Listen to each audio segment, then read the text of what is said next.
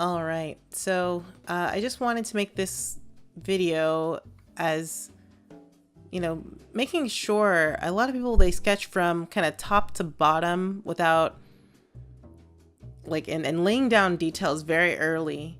And I'm trying to say something here where you can build your character. So start off with simple shapes and then start bringing everything up.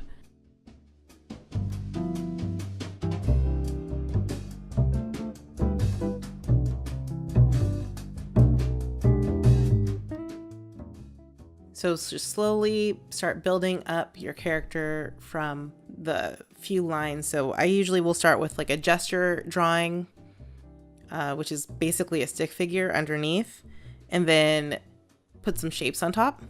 And then after I put the shapes on top, then I'll go ahead and start finalizing those shapes, then add the details. But if you are starting to draw a character with their freckles first, or their, eyes, I can understand, but like some people do that, and that's fine. But if you really want to make sure that the proportions of everything are correct, and you get a really solid form, I'm offering you this suggestion.